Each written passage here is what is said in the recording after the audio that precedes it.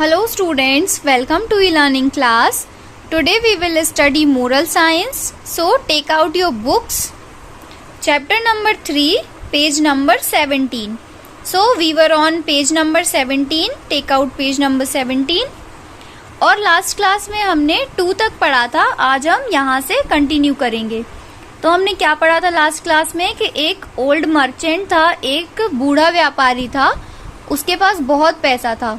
तो उसने सोचा कि मैं अपने दोनों बेटों में से दोनों को आधा आधा डिवाइड नहीं करूंगा, बल्कि दोनों में से जो ज्यादा इंटेलिजेंट होगा उसे ही सारा पैसा दे दूंगा. तो इसके लिए उसने एक प्रॉब्लम रखने का सोचा था उनके सामने. अब हम आगे पढ़ते हैं कि उसने क्या सोचा था. Calling the young man, he said them, "Here are 2 rupees. I want you to take 1 rupee each and go out separately and buy something which will fill this house completely. You are not to spend more than 1 rupee." तो उसने क्या किया कि उन दोनों लड़कों को बुलाया और उससे बोला कि यहाँ पे ये है 2 रुपए. मीन्स उसने 2 रुपए दिए उन दोनों को कि ये 2 रुपए हैं. मैं चाहता हूँ कि तुम लोग 1-1 रुपए लो और अलग अलग जाओ और कुछ ऐसी चीज लेकर आओ जिससे कि ये पूरा घर कंप्लीटली भर जाए, पूरा घर जो है वो पूरे तरीके से फिल हो जाए. और तुम्हें 1 रुपए से ज्यादा स्पेंड नहीं करना है. इस चीज का ध्यान रखना है कि 1 रुपए से ज्यादा तुम्हें खर्च नहीं करना है. तो दोनों बेटों ने उनकी तरफ देखा और उनको ऐसा लगा, मतलब अपने पापा की तरफ देखा और उनको लगा कि इन्होंने तो अपना होश खो दिया है, ये अपनी जो सेंस है वो खो चुके हैं. How can we possibly buy enough of anything to fill the house with only 1 rupee, they asked themselves. और उन्होंने क्या किया कि अपने आप में सोचा उन बेटों ने कि हम कैसे इतना कुछ खरीद पाएंगे, वो भी 1 रुपए में, जिससे कि ये पूरा घर भर जाए. They were reluctant to pick up the rupees, but the old man insisted on their doing as he told them. Off you go, he said, and don't take too long over the business. I expect you to back in a couple of days.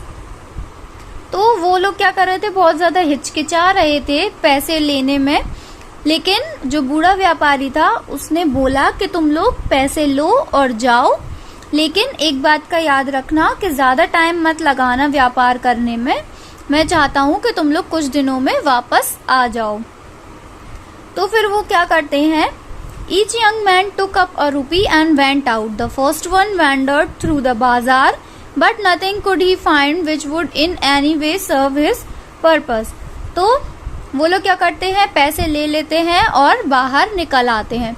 तो जो पहला बेटा था, जो first one था, वो क्या करता है, पूरे में घूमता है बाजार में, लेकिन उसको ऐसा कुछ नहीं मिलता है जो उसके पर्पस का हो. मीन्स जिस पर्पस से उसके पापा ने बोला था उस पर्पस का उसको ऐसा कुछ भी नहीं मिलता है. All day long he wandered about looking in all the shops but nothing could he find. पूरा दिन वो घूमता रहा, यहाँ से वहां भटकता रहा, सारी दुकानों पे देखता रहा, बट उसको ऐसा कुछ भी समझ नहीं आ रहा था कि वो क्या ले. He became increasingly certain that something had gone wrong with his father. He was about to give up his search in despair when he saw a bullock cart with a load of hay. That looks hopeful, he thought. I wonder how much hay I can get for a rupee.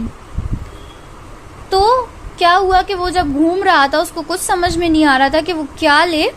वो बहुत ही ज्यादा उत्सुक हो गया. उसको ऐसा लगा कि मेरे पापा जो है उनके साथ कुछ ना कुछ गलत हो गया है, या उन्होंने शायद अपना जो होश है वो खो बैठे हैं, और वो अपनी सर्च मीन्स खोने ही वाला था. मतलब वो गिव अप करने वाला था कि अब मैं सर्च नहीं कर सकता, 1 रुपए में तो ऐसा कुछ भी नहीं आ सकता. तभी उसको क्या हुआ, एक बुलक कार्ट दिखी. मीन्स जो बैलगाड़ी होती है, उसको वो बैलगाड़ी दिखी जिसमें पूरे में क्या भरा हुआ था, भूसा भरा हुआ था. फिर उसको लगा कि ये थोड़ा होपफुल दिख रहा है, मीन्स यहाँ पे मुझे कुछ उम्मीद दिख रही है. उसने सोचा कि फिर वो ये सोचने लगा कि 1 रुपए में कितना भूसा आ सकता है. मीन्स वो अभी ये मन में ही सोच रहा है कि बैलगाड़ी में जो भूसा है 1 रुपए में कितना भूसा आ सकता है.